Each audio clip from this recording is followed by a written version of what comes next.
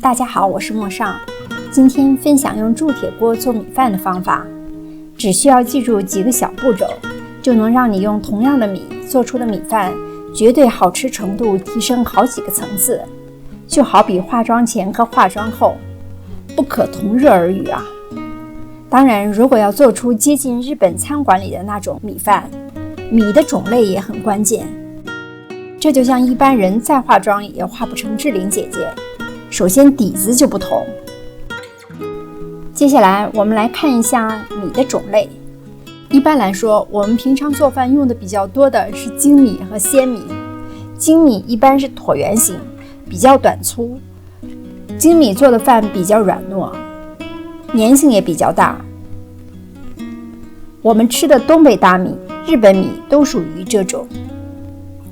鲜米一般是细长型，鲜米做的饭比较松散，颗粒分明，口感相对于精米比较硬，粘性也比较小。我们一般说的丝苗米、泰国香米、印度米都属于鲜米。根据精米和鲜米的特点，除了做米饭，精米粘性大，做粥粘稠软和，鲜米颗粒分明，更适合做炒饭。我们在超市里经常看见的 Sunrise Medium Rice 就是精米，这种 Jasmine Rice 就属于鲜米。我今天用的是 Sunrise 的中米，也就是精米来做的米饭。第一步呢，就是淘米。关于淘米啊，是一个比较有争议的点。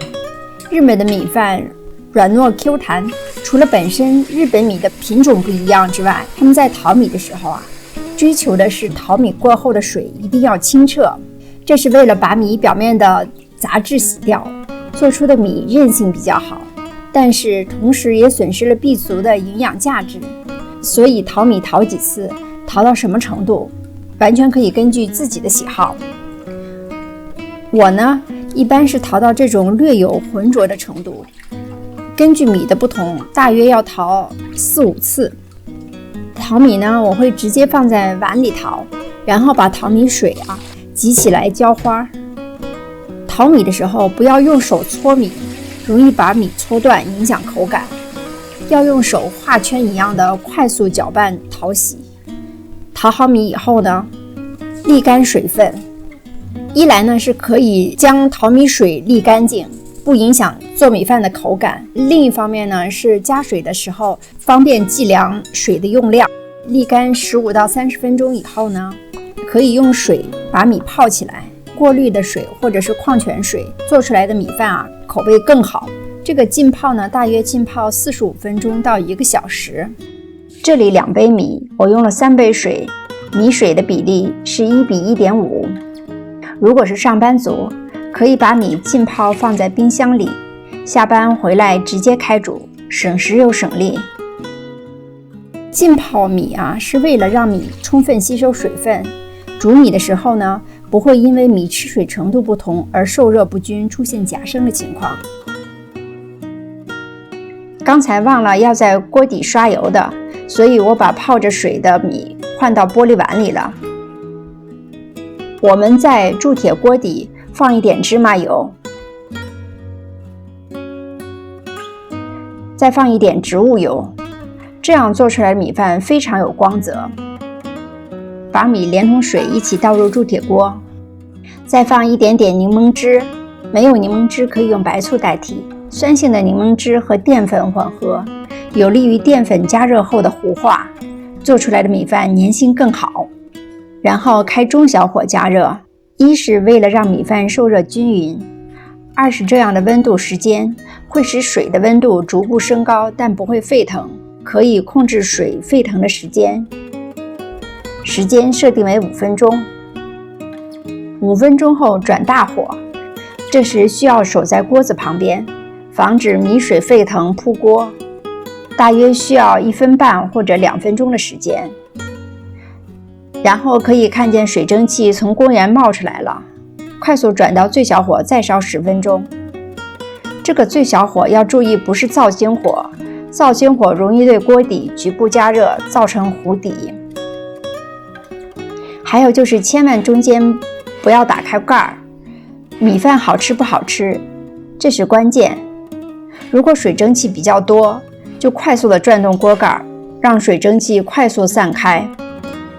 时间到了以后再焖15分钟，这个时候也不能开盖，利用余热让水分收干，做出来的米饭更松软。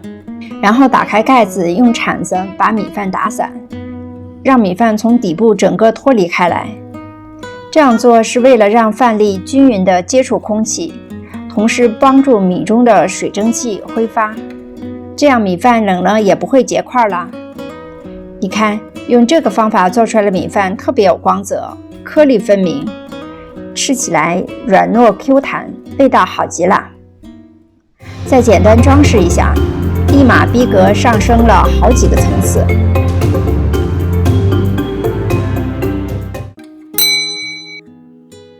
米和水的比例在1:1到1:1.5之间，具体可以根据米的品种、新旧和口味调节。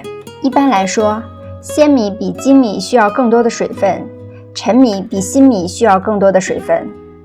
如果用电饭煲，米水比例可以适当减少。如果用不锈钢锅，要选择底比较厚的，防止加热过快糊底，形成锅巴。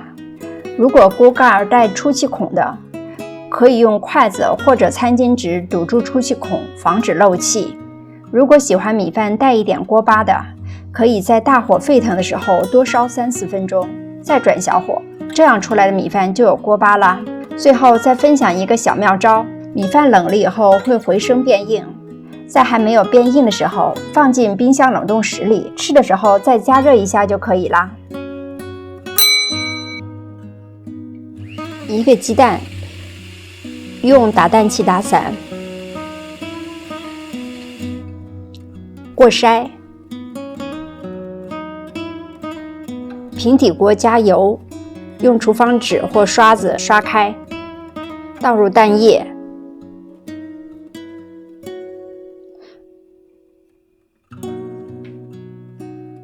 用小火，平底锅不停转动，以防蛋饼煎过头。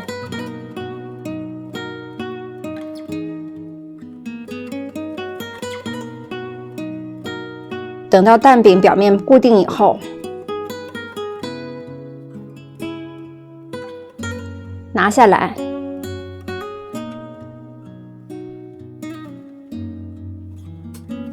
去掉边缘，用刀子，我用披萨刀，斜着切，然后再这样卷那样卷。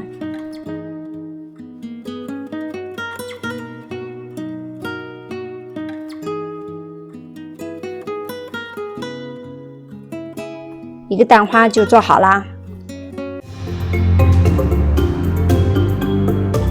好啦，今天的视频就到这里啦。